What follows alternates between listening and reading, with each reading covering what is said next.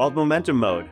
This episode, Mike and I interviewed Divey Gulati, one of the co-founders of a company called ShipBob, which is logistics, Amazon-like logistics for all the other companies. And he and his co-founder have been there from its inception through it now being hundreds of millions of revenue, over 1,000 employees in multiple countries.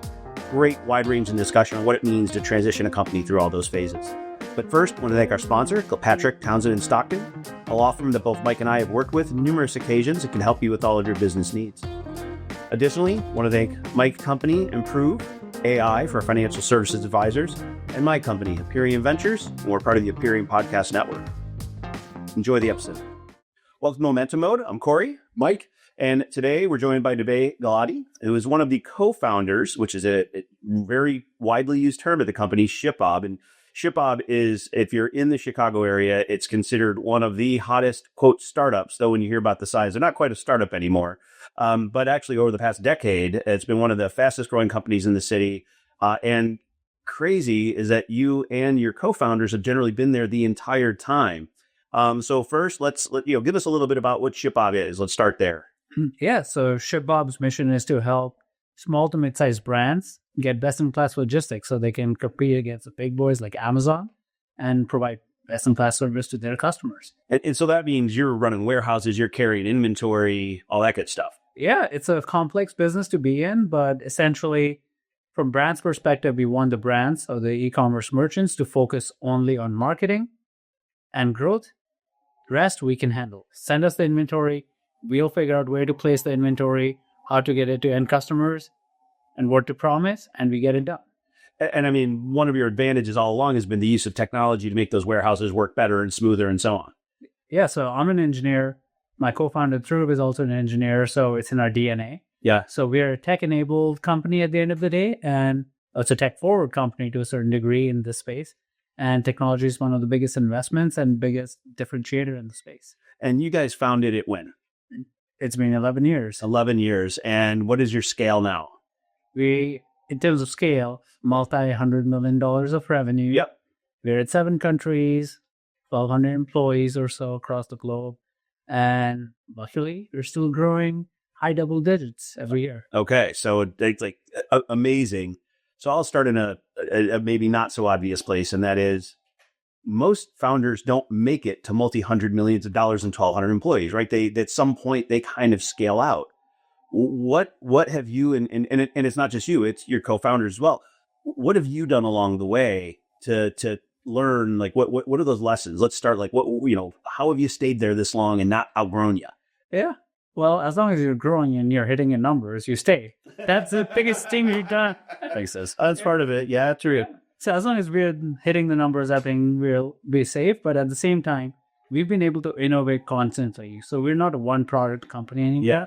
We've iterated on the first product that we came out with.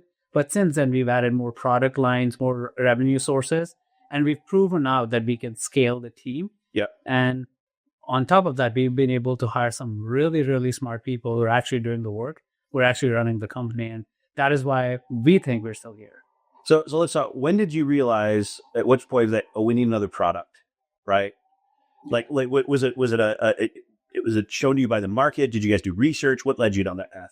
Well, we didn't do any research, but one thing that's ingrained in our DNA and the entire company is talking to customers. Yep. As we talk to customers, you realize what their needs are. Yeah. And maybe you're satisfying only part of the need. Yeah. And then it makes you essentially think that what would it take to satisfy another part of the need, which is right adjacent to the existing need.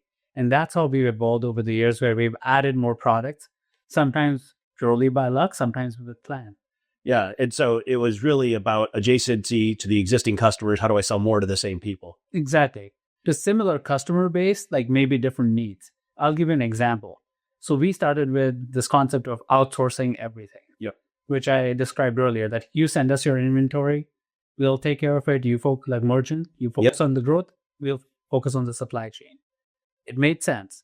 But then we realized we are innovators in the space. A lot of the brands wanted to do it themselves. Yeah. And now we're educating them that you don't have to have your own supply chain like team. You don't have to have your own supply chain infrastructure. We can build it for you and we can run it better than you can. Yep. But along the way, we realized a lot of these brands had signed leases for 5 years. On their warehousing So space. the warehousing Okay, space, yeah. they have their own staff. They don't want to get rid of the staff. They like their team. Right. They have the space. While they like our solution, they don't want to go through this painful transition. And well, they can't because they're of the existing lease. Right. So how do we market to that? And it turned out that was the biggest reason we were losing out on customers. Because that was like self-fulfillment for us, as we call it, is a major competitor for us. So how do we attack this market? Yeah. When we came across this data over and over again, we thought, how can we actually take our technology, give it to these brands Yep. to run their warehouses more efficiently, and then give them the ability to essentially still use us in a slightly different way where they can control their operations. We give technology, they get more efficient, they save money there. Yeah. But then we get all their data and then help them figure out what the right supply chain is. So, for example, they have a fulfillment center in Utah. Yep. But they're shipping products all over the country and the world. Right. They can continue using the full Utah warehouse, but then The other ones. we can run the other ones for them, or we can pull some of the inventory, put in New Jersey and put some in UK, Australia, and we can run the rest of the nodes for them, but they can still own the piece that they really want to do. So it sounds like a key was we know what our core capability is, but then which was not only running those centers, but the capability to run those centers. And then you just figured out different ways to apply it and then different business relationships.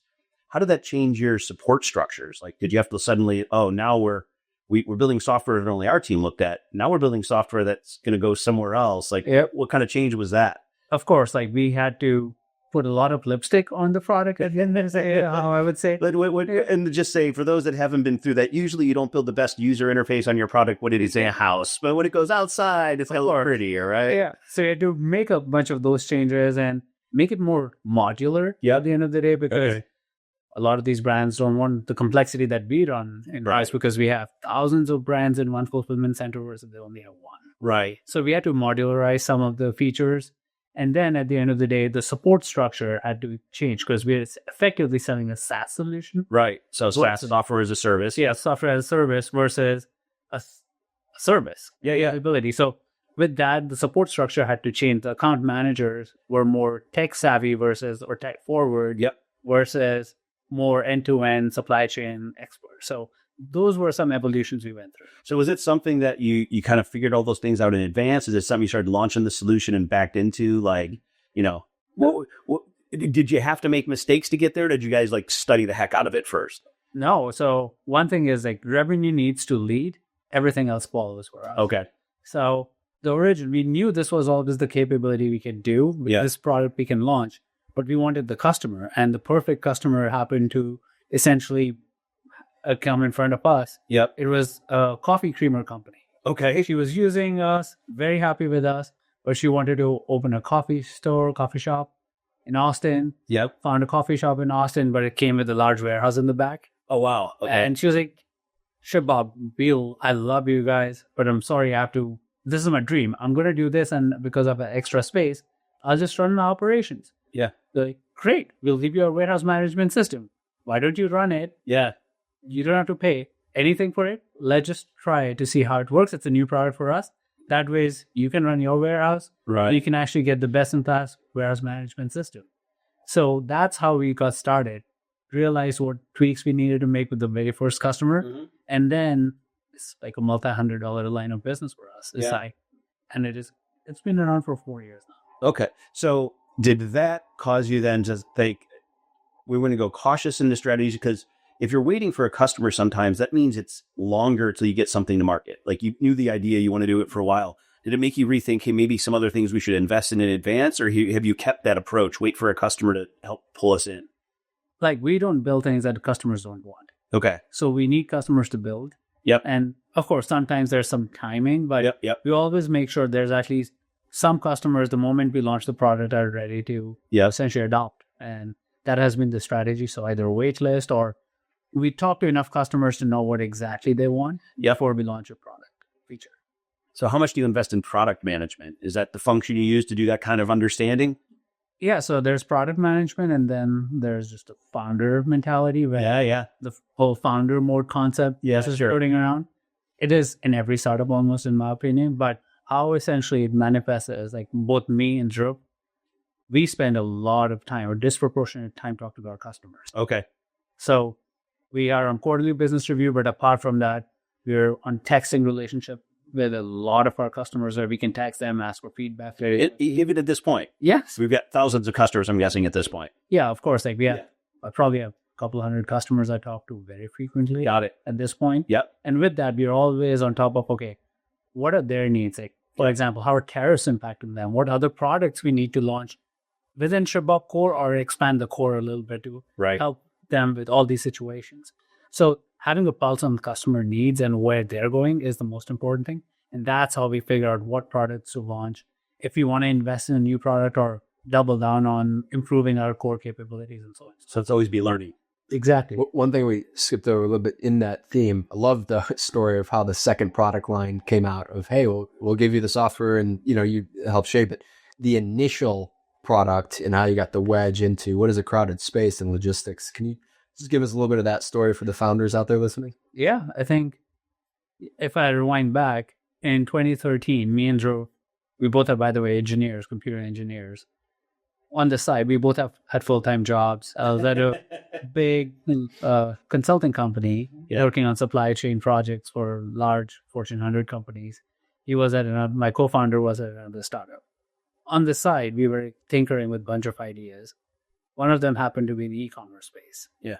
And while we were running that business, while it was small, we wanted to automate everything. And we were able to automate everything except the physical packaging and shipping of our items. And we ended up spending a lot of time at the basement of Sears Tower, Willis Tower. Yeah. There's a post office there. Yep. So we used to go there every day to ship our orders out. Oh, wow. And while standing in line at the post office, we started talking to people. Turned out they were also selling on platforms like eBay, Amazon, Shopify, and a few other channels. And we realized that this is a much bigger problem than just ours. All entrepreneurs struggle with fulfillment or shipping in general. So we made a bunch of calls to logistics companies. They've been around for hundreds of years. You drive down any interstate, you'll find a bunch of warehouses. We called a bunch of them, hey, can you just do this for us? And all of them said no to us because, one, we had very advanced technology. We were using API connections. Okay. And they're like, what are APIs? Okay. Which for those that don't, programmatic interfaces between, which is very normal. All softwares connect to APIs. Right. Yeah. They just didn't understand that because they were just logistics companies. Right. And second, we were too small for them. And we said, okay, we're willing to pay whatever it takes. They said, no, you're so small that our onboarding costs and servicing costs for you will be very, very high. Well, one thing I just love about this story is the place you had to get to discover the market opportunity was the basement of that building. Yeah. Right? The reason you had to get to the basement of that building was you became something else, an e-commerce site, whatever you were selling. And so, the fact of just getting in motion, that being what leads to the discovery of a market opportunity. And the same thing with your second product. Like, what a cool story. It's all about talking to customers. And that's one theme that you'll see every time ShipBob does anything. That means we spoke to customers. Yeah. They told us what they want. We figured out how we can solve a certain problem for them. Well, and how many people in the world just wouldn't have talked to the other people in line in the basement of that building? We did. And that's like ingrained in the culture of ShipBob now.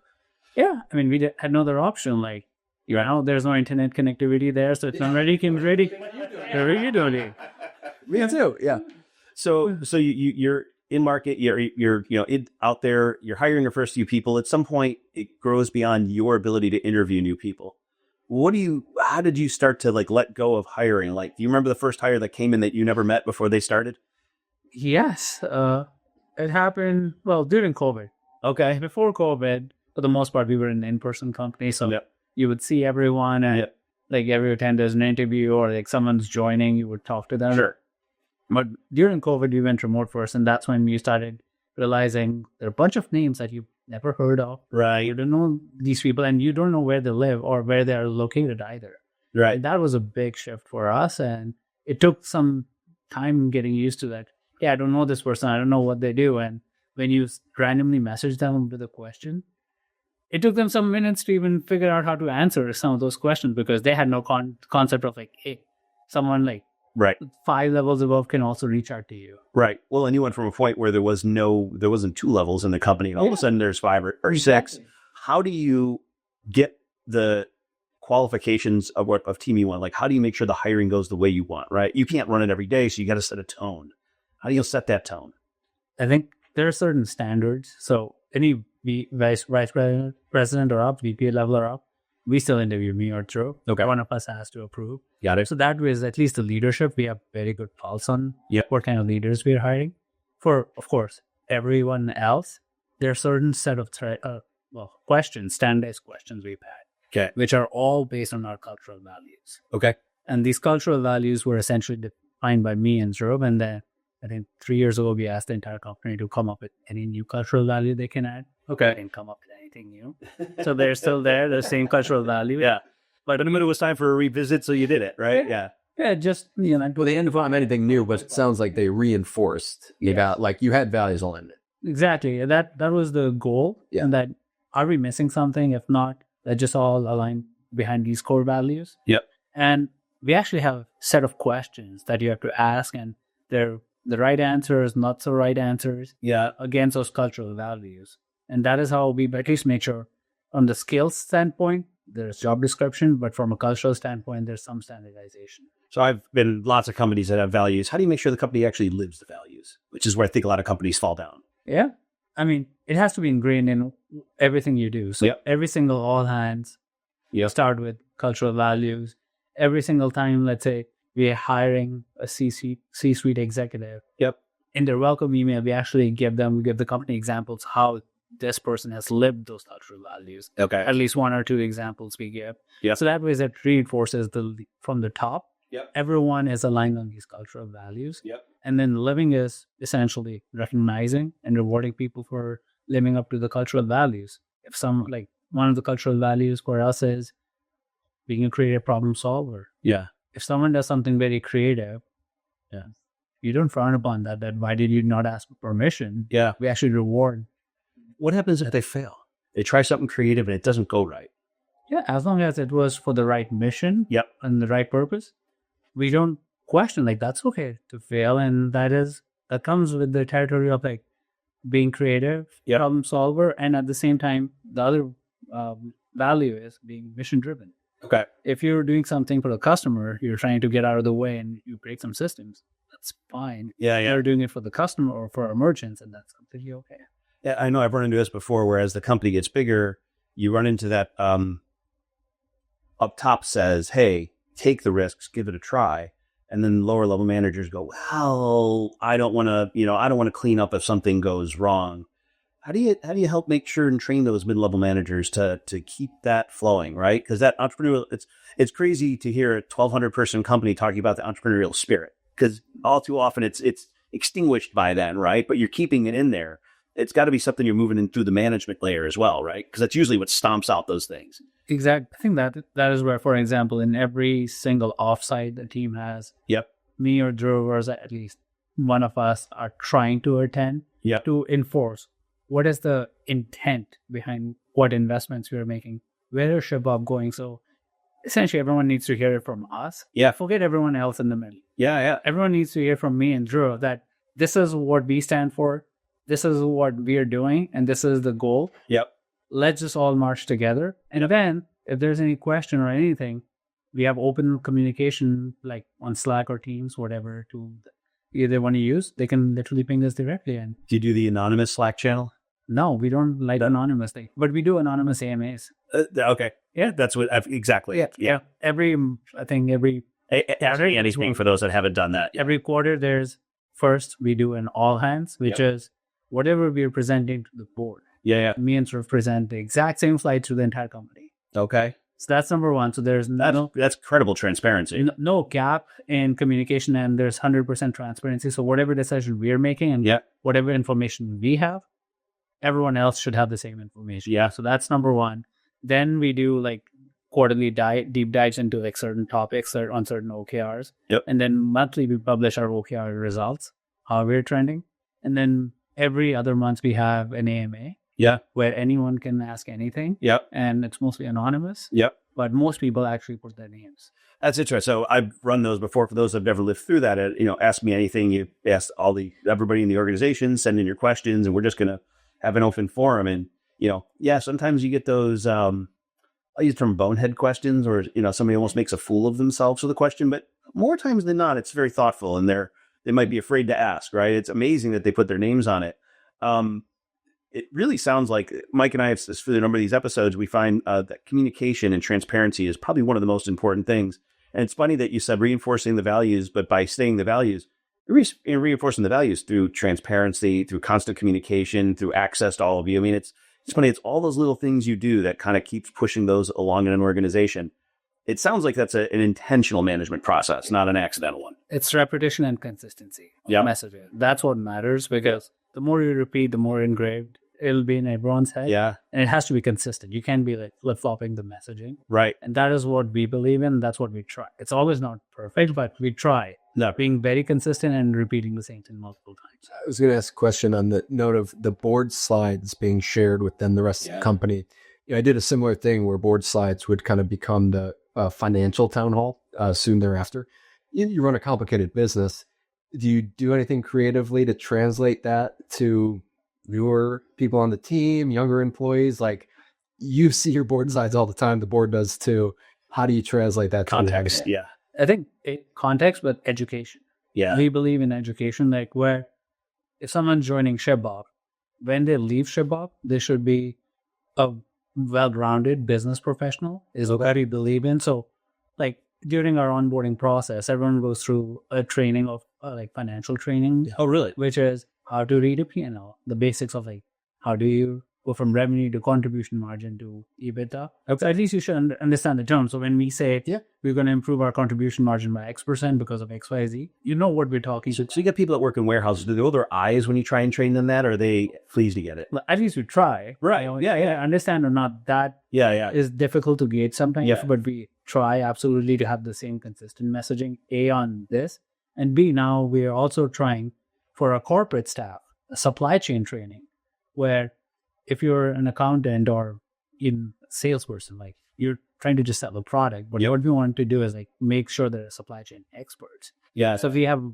big push right now in the company where you want everyone to be supply chain experts, including our board members, for what it's worth. Interesting. And we give them like supply chain 101, supply chain 201. Yeah. We come in with supply chain 301 training. You get like an internal certification exactly too. Yeah. Yeah. And this is like more generic training. And sure. We didn't have to do it for any business reasons. We just want to make sure we're educating our own employees to be the best in the business. I think there's a critical business reason, right? Because you're investing in the team, you're investing in their expertise. And if you're trying to decentralize decision-making, empower them, the smarter they are about what you're doing, better off they are. Yeah. Like even than you are.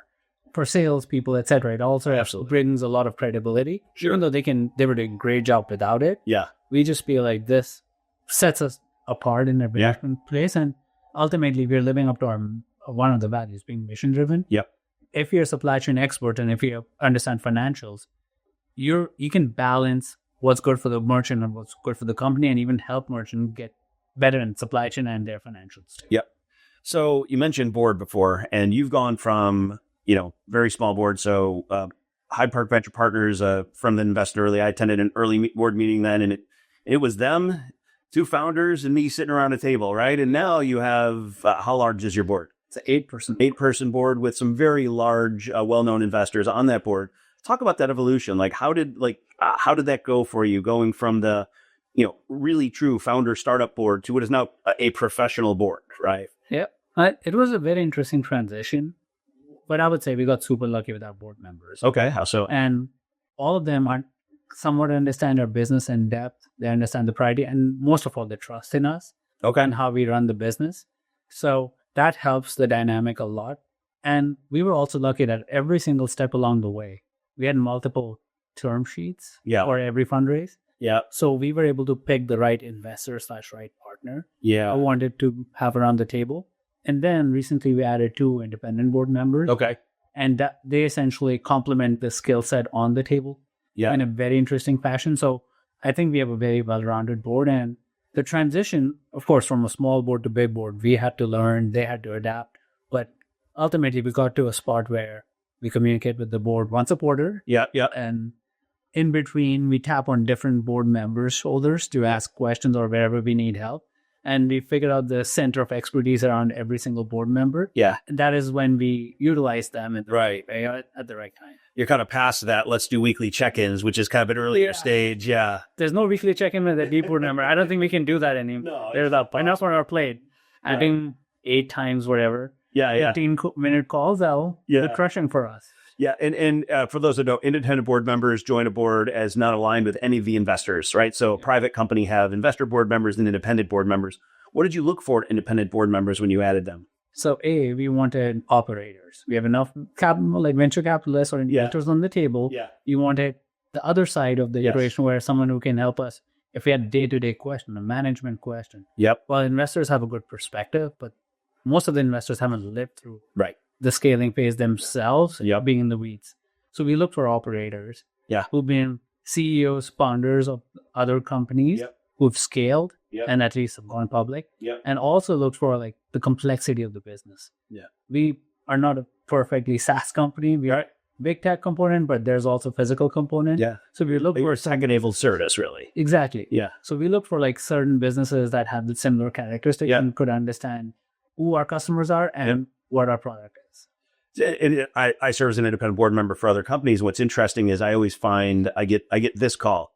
Hey, I don't want to talk to the whole board about this, but could you help me with blah? Are you finding that it's helpful to have them in the know but outside the day-to-day? Or did you wish they got pulled in tighter? I think where the board members are, their way, it's better. Yeah. And most of the board, I think, should be in the know on a quarterly basis. Yeah, sure. And monthly financials are okay. But how we're executing, what are the different trade-offs? Yep. I don't think it's a whole board conversation, because in an 8-person board, you cannot make decisions effectively because everyone has an opinion. Yes. And it like a simple decision can take too long. So like we have subcommittees now that help us make certain decisions. Sure.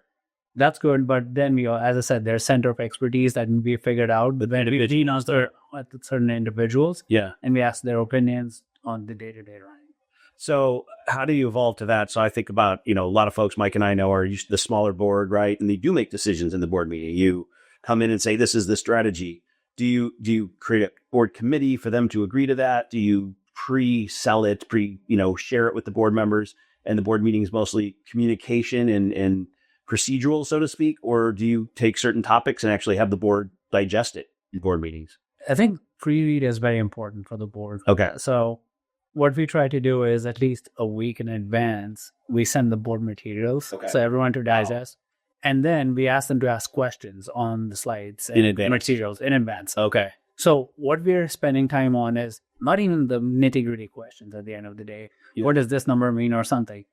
We abstract everything out during the meeting. Yeah. All right, let's just have concrete discussions. Here are the themes of the questions, or here's the theme that we're thinking through. Here's the issue we're focusing on. Let's continue to solve and focus on that issue versus one number on a slide that we can answer offline in one sentence. Yeah. And how much does the rest of the management team, the time beyond the co-founders, present? So there's 2 sections or 3 sections in the board meeting. Number 1 is the main board presentation. That is attended by a management team as well. Yep.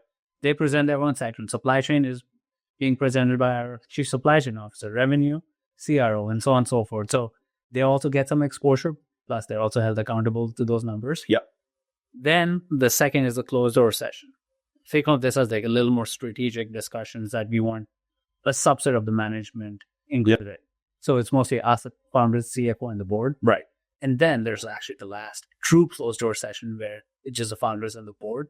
That is where like some other like more confidential things. Yeah. And I'm used to there's often one more section, and that's the board without any management of the company. Yeah. So that one happens sometimes as well. Well, that probably is happening off. Right. Yeah. No, I know I'm on a board where that formally happens, right? Like literally management is excused. We have a, closed session. And then typically have you gone to the chairman of the board yet or no? So there's some, lead board member who then goes and talks to the executive team and says, you may have remembered this happening a little bit. Mike, someone would come back to you after, do we not tell you? You're a bit essential for me. Yeah. Okay. We had a closed door session. You just weren't in it. Everybody's putting us out Today, Mike is just now told. Well, there were designed ones because we were doing a CEO transition, and you said it intentionally. Ones where, hey, I'm transitioning, let's remove. But I don't think before that you were having. It was nothing bad. It was honest. You weren't going up into the treehouse without me. Yeah, right. No. Secret meeting. The reality is, you do collaborate with the other board members on stuff. You're probably emailing and texting. We have calls. We know for a fact there are a lot of emails within the board. Sure. And especially in the committee members Which makes tons of sense. Audit committee, for example, those things sometimes have to work offline without us, and that's completely okay. So what stage were you that you had to form an audit committee? For those that don't know, an audit committee is the part of the board that works with external auditors and validates the financials are following the correct procedures and so on. How big were you? Because you didn't have an audit committee when you started. No startups does. Like, when did you get there? It was like, oh, we're serious now. We got to get an audit committee, right? Well, a year and a half ago or so, we formed this audit committee. Yeah, okay. So not that long ago. Yeah, so it's very recent. And it's not just to work with auditors. Right. We use this almost as a financial sounding board. Interesting. Okay. Like, okay, this is the burn that we are going through. What are the financing options should we think about? Debt versus this. When should we refinance the debt? What terms? So, because you're taking out leases and so on for warehouses, so you have a lot of financial things to do. So they're like more of financial experts, the financial sounding board for CFO and the founders.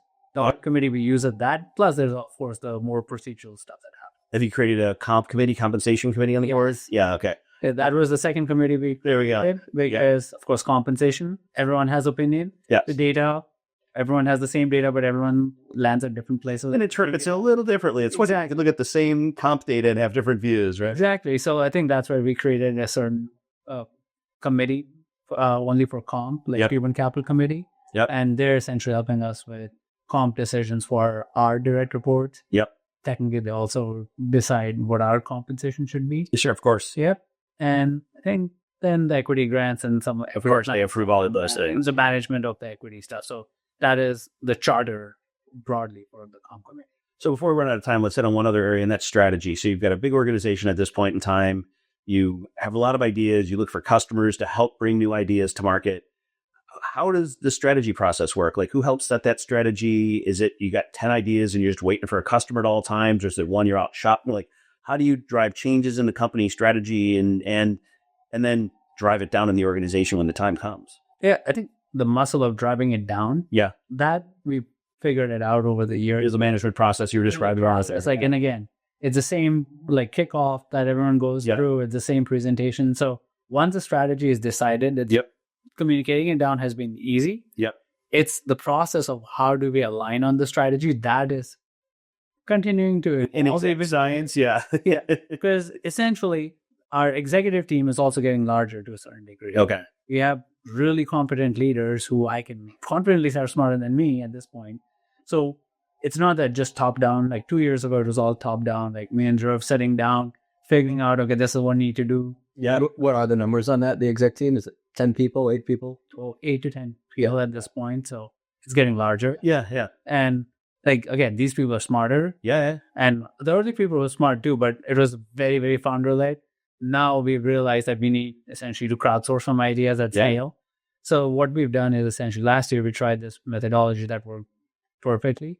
We had every single vice president of the company pretty much write a white paper of if they were given resources, where would they invest in? Okay. And then they essentially... So what did ChatGPT tell you?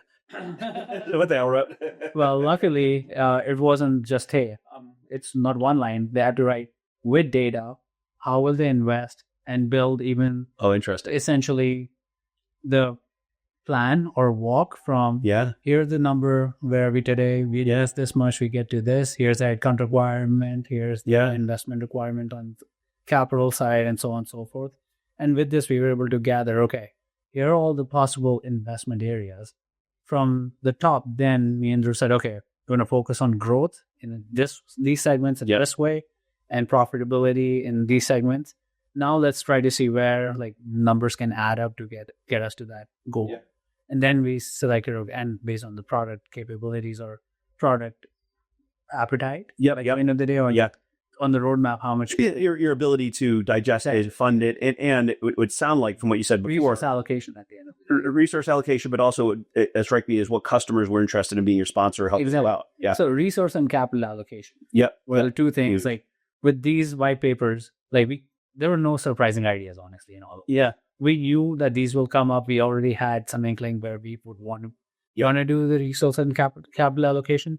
But then these just solidify the numbers. It's some great MBA white papers out of it, and help you think through it. Yeah, and then we were able to build a financial plan on top of this. Yeah. And now we're executing to that plan. Any new initiative come out of that we should be interested to hear about? Or there are a few initiatives. Yeah. We just launched another product, and this time using the same warehouse management system okay. For a different customer segment altogether. Okay. So you're doing, is it the age-old strategy? How do I take my existing product to new markets? And how do I sell more product to the existing customers? Exactly. That's it. Pretty simple. The business is, in a nutshell, very simple. Like, right. If you boil down, you just have to sell more products and find more people to buy the products. Awesome. Well, really appreciate your time. Yeah. Thanks. Thanks for having me here. It was a great conversation. All right. Yeah. Talk again. Yeah.